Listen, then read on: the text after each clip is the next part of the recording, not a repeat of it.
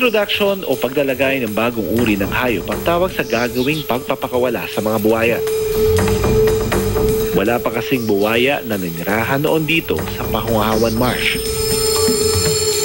Layunin nilang maparami ang kumakaunting bilang ng mga Philippine crocodile sa wild. So ito ay actually nasa law ng gobyerno eh. So kailangan talagang gawin ng either NGOs or LGU or in partnership with the DNR to try to reintroduce itong Crocodylus mindorensis into wild habitats. Maya-maya pa.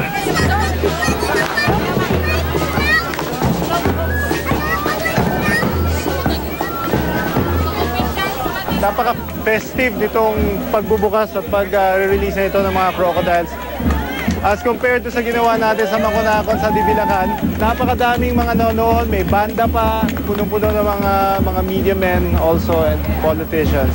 Ayan, nag-umpisa na yung tinanggal na lang isa-isa yung mga takip, yung mga crates ng mga crocodiles, no? So, inumpisahan na nila. Marami sa kanila ang hindi pa nakakakita ng buwaya. Nakakita ka na ng buwaya? Hindi pa sa personal. Sa personal, hindi pa. Anong naramdaman mo nung nabalita mo na magre-release ng crocodile? Natakot. Oo. Pagkatapos yun, ay paliwanag naman sa amin na hindi naman daw nakakatakot yung buhaya kasi hindi naman daw yung nangangain ng tao. Ang iba naman, kinikilala ang mga buwaya. Galing daw, papunta rito, hindi siya makakyat. Makakakit siya pero kung pag ganun kasi lupa eh. Pag pwede yan anuhin ang karni. Tulad mga Oo, pwede pero magandang wag na lang. Kasi kaya naman nilang baka masanay tapos magiging maamo sila sa tao. Kapag naging maamo sila sa tao, lalapit na sila sa tao, baka magkaroon ng magkasakitan. Tinransport natin sila for almost 500 kilometers. Sinakay pa natin sa Roro.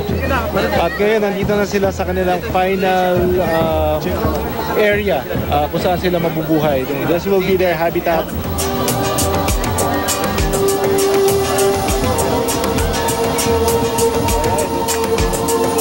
Okay, finally, after almost 500 kilometers na pagbabiyahe, release na natin sila.